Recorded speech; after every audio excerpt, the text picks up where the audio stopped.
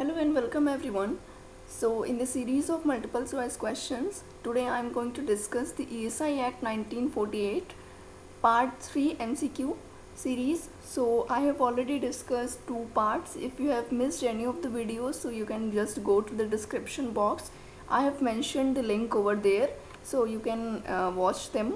Let's begin with the part 3. The very first question in this is as per the amendment under the ESI Act, rate of employees contribution is। जो आपका new amendment है ESI Act 1948 में, उसके according employee का contribution rate कितना है ESI में, and the options are 1.75%, 0.75%, 1% and 4.25%. So if you know the correct answer, you can pause the video and you can comment your right answer in the comment in the chat box. So now I am going to show you the right answer. It is 0.75%.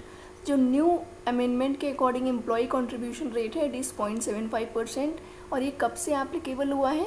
With effect of 1 July 2019. Okay, and one more thing, if you want detailed video on this, ये जो भी मैं part 3 के MCQs discuss कर रही हूँ आज, ये मैंने जो डिटेल्ड वीडियो बनाया है पार्ट 3 का, उसी पे बेस्ड है. अगर आपने वो वीडियो नहीं देखा है, so you can go to the description box again and I have mentioned the link over there for the full video. You can watch the complete video of part 3 and then you can come here and watch the MCQs. So it will be better for the for the understanding of every question. Okay. So अब आते हैं हम next question पे.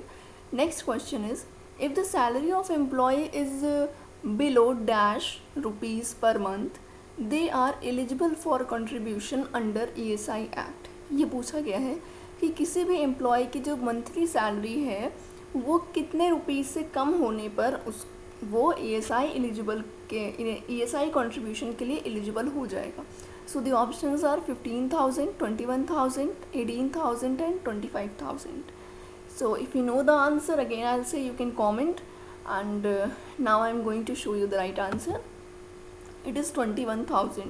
तो it means अगर किसी भी employ की सैलरी 21,000 से बिलो है, then that employee is eligible to contribute under the ESI act. और अगर 21,000 के अबव सैलरी है किसी भी इंडिविजुअल की, किसी एम्प्लॉय की, सो ही और she don't need to contribute under the ESI.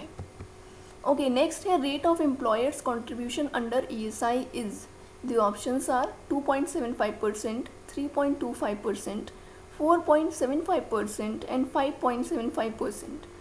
So the right answer for the employer's contribution rate under the ESI is 3.25%. Okay, so जो भी नया अमेंडमेंट आया है, again I have mentioned here 1 जुलाई 2019 के amendment 19 से जो है एप्लीकेबल हुआ है नया अमेंडमेंट, उसके अकॉर्डिंग एम्प्लॉयर का जो कंट्रीब्यूशन रेट है वो 3.25% है और एम्प्लॉय का कंट्रीब्यूशन रेट 0.75% है, जो हमने फर्स्ट क्वेश्चन में देखा. Okay, so coming towards the next question. If employer fails to contribute the amount of ESI, so the simple interest at the rate -% can be imposed on him. अगर कोई भी employer ESI का contribution नहीं कर पाता है time पे, if he और she fails to contribute the amount of ESI, तो कितने % सिंपल इंटरेस्ट रेट इम्पोज होगा उस एम्प्लॉयर पे, ये पूछा गया है. So the options are 10%, 12%, 18% and a rate higher than current rate of scheduled banks. Okay, तो ऑप्शंस यहाँ पे दिए हुए हैं. Let's see the right answer. It is 12%. 12% simple interest rate के अकॉर्डिंग पे करना होगा एम्प्लॉयर का, अगर उसने टाइम पे कंट्रीब्यूशन पे नहीं किया है. Okay, the next question is, employees who are getting a daily average wages up to dash rupees are exempted from contributing employee share of contribution. यहाँ पे पूछा गया है कि कितने रुपीज़ जो डेली एवरेज वेज है किसी भी एम्प्लॉय की, वो कितने रुपए होने पर वो एग्जेम्प्टेड है ESI के कंट्रीब्यूशन से. So the options are 170 rupees, 150 rupees, 176 rupees and 384.60 rupees. So the right answer for this question is 176। सो यहाँ से हमें पता चला कि अगर किसी भी एम्प्लॉय का जो डेली एवरेज वेज है अगर वो 176 रुपीज़ तक है तो वो एग्जेम्प्टेड है ईएसआई के कंट्रीब्यूशन से, ठीक है। उसे ईएसआई का कंट्रीब्यूशन नहीं करना है। अगर अबव 176 है देन ओनली ही और शी नीड्स टू कंट्रीब्यूट। और ये कब से एप्लीकेबल हुआ है? With effect of the 1st of your September 2019, okay. Next question is first contribution paid by employer on behalf of employee।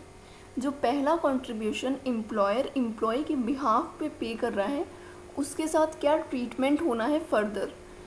पहला ऑप्शन है कांट बी रिकवर्ड। अगर एम्प्लॉयर ने एक बार एम्प्लॉय का कंट्रीब्यूशन सबमिट कर दिया फर्स्ट मंथ का तो वो रिकवर नहीं हो सकता। सेकेंड ऑप्शन है can be recovered from the first payment of employee. ये कहता है कि रिकवर हो सकता है एम्प्लॉय की पहली सैलरी से, ठीक है, फर्स्ट पेमेंट से। Third option is can't be recovered as it comes under fiduciary duties of employee. Third option कहता है कि नहीं, अगर एम्प्लॉयर ने पहला कंट्रीब्यूशन पे किया है एम्प्लॉय की साइड से भी तो उसे रिकवर नहीं किया जा सकता because it comes under the fiduciary duty of employee, okay, of the employer. Next है can be recovered from the notice period salary. जो नोटिस पीरियड की सैलरी होगी, लाइक जब एम्प्लॉय छोड़ के जा रहा होगा आपका ऑर्गेनाइजेशन, नोटिस पीरियड सर्व कर रहा होगा तो उस नोटिस पीरियड की सैलरी से रिकवर किया जा सकता है। So let's see what is the right answer. It is can be recovered from the first payment to employee, okay. तो अगर किसी भी एम्प्लॉयर ने एम्प्लॉय का पहला कॉन्ट्रीब्यूशन पे किया है, लाइक यहाँ पे आपको समझने की ज़रूरत है कि एम्प्लॉयर अपना कंट्रीब्यूशन तो पे करेगा ही, वो एम्प्लॉयर की रिस्पॉन्सिबिलिटी है, प्लस वो एम्प्लॉय का भी फर्स्ट मंथ का कंट्रीब्यूशन पे कर रहा है अगर, तो उस केस में जो फर्स्ट मंथ का एम्प्लॉय का कंट्रीब्यूशन पे किया है एम्प्लॉयर ने, वो पहले पेमेंट से, जो एम्प्लॉय का फर्स्ट पेमेंट होगा, उससे रिकवर किया जा सकता है, okay.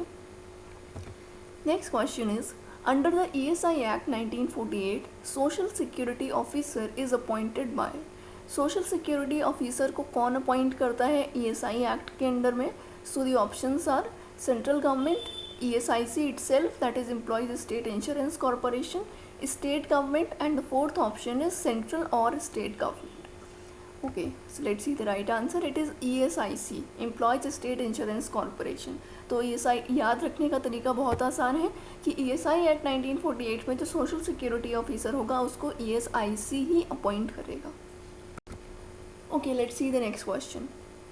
If an employer is not satisfied with the order referred to in section 45A, so he may prefer an appeal to an appellate authority within dash days, number of days of the date of such order. यहाँ पे क्या बोला गया है कि अगर कोई भी एम्प्लॉयर सेक्शन 45A में किए गए ऑर्डर से सेटिस्फाइड नहीं है, अगर वो फर्दर अपील फाइल करना चाहता है अपेलेट अथॉरिटी को, तो वो सेक्शन 45A में किए गए ऑर्डर के कितने दिनों के अंदर अपील फाइल कर सकता है। इस तरह के क्वेश्चंस बहुत आते हैं UGC नेट में, बिकॉज ये थोड़ा सा ट्रिकी क्वेश्चंस होते हैं और जनरली हमारा ध्यान इस पर नहीं जाता है। हमें ये तो याद रहता है कि अपील फाइल कर सकते हैं, लेकिन एक्चुअली कितने दिनों के अंदर अपील फाइल करनी है और क्या जो माइनर डिटेल्स हैं, sometimes we miss it. Okay, so यहाँ से क्वेश्चंस बनने के बहुत ज़्यादा चांसेस होते हैं। तो ऑप्शन है आपके पास 45 days, 50 days, 60 days and 65 days. So if you know the answer, pause the video and definitely if you know, you have to check कि आपका जो गेस है वो कितना सही है, आपने सच में गेस किया या सही आंसर आपको आता भी था। Okay, so let's see the right answer. It is 60 days. 60 days के अंदर में आपको अपीलेट अथॉरिटी को अपील फाइल करनी होगी, ठीक है, किसी भी एम्प्लॉयर को। Okay, let's see the next question. Any contribution payable under this act means ESI act, okay, may be recovered as an. कोई भी कंट्रीब्यूशन जो ESI एक्ट के अंडर में पे किया गया है, अगर उसको रिकवर करना है तो वो किस हेड के अंडर में रिकवर होगा। सो यहाँ पे आपके हेड्स दिए हुए हैं, like arrear of land revenue, arrear of unpaired amount, arrear of unpaired contribution and arrear of ESI fund. तो हमें देखना है कि किस ऑप्शन के अंडर में, किस हेड के अंडर में रिकवरी होगी कंट्रीब्यूशन की। इसका आंसर आप लोग ज़रूर लगाइएगा, बिकॉज आई एम श्योर कि 99% जो लोग वीडियो देख रहे हैं वो ज़रूर गलत आंसर मार्क करेंगे इसका, जो स्टूडेंट्स गलती करते हैं। Okay, now let me show you the right answer. It is arrear of land revenue. ये किसी को भी आइडिया नहीं लगता है कि ये एरियर ऑफ लैंड रेवेन्यू होगा। ज़्यादातर का यहाँ पे जो गैस रहता है वो रहता है arrear of ESI fund, but no, the right answer is arrear of land revenue. Okay, so thank you everyone. हमने पार्ट 3 के MCQs डिस्कस कर लिए हैं। मैंने वीडियो में भी इतनी ही डिटेलिंग बताई है। बेसिकली कंट्रीब्यूशन पे फोकस रहा है पार्ट 3 के वीडियो में, तो आप लोग डिटेल्ड वीडियो ज़रूर देखिए। डिस्क्रिप्शन बॉक्स में लिंक दिया है मैंने, और हमारे साथ कंटिन्यू रहिए, हमारे साथ जुड़े रहिए, बिकॉज हम अपकमिंग पार्ट 4 में ESI एक्ट 1948 से रिलेटेड और भी MCQs के बारे में डिस्कशन करेंगे। And I can make sure कि जो भी हमने पार्ट 1 से लेके पार्ट 4 तक 4 पार्ट्स में जितने MCQs हम डिस्कस करेंगे उनके बीच में से ही आपको MCQs मिलेंगे, बिकॉज मैंने जितनी माइनर डिटेल्स थी उन पे भी बेस्ड MCQs इसमें इंक्लूड किए हुए हैं, ठीक है। Okay, so thank you everyone, stay tuned with this. And one more thing, मैंने एक और स्लाइड इसमें अटैच की है जो कि आपके जो ESI एक्ट का जो आपका ESIC का जो पोर्टल है, एम्प्लॉयज़ स्टेट इंश्योरेंस कॉरपोरेशन का जो पोर्टल है, उस पोर्टल में आपको ये इन्फॉर्मेशन मिलेगी। तो परसेंटेज को लेके आप लोग कंफ्यूज मत होइए। यहाँ पे आप देख सकते हैं साफ साफ लिखा है कि employees contribution rate with effect of 1 July 2019 is 0.75% of the wages and that of employer is 3.25% of wages। और जो मैंने आपको डेली एवरेज वेज बताया था वो भी 176 रुपीज़ है विद इफेक्ट ऑफ द 1 सितंबर 2019, कि अगर किसी का भी एवरेज जो वेज है वो 176 रुपीज़ से कम है तो उसे कंट्रीब्यूशन पे करने की ज़रूरत नहीं है, ठीक है।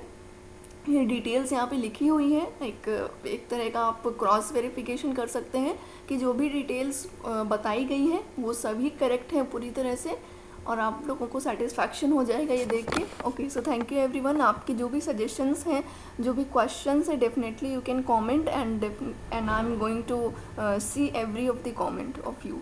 Thank you everyone.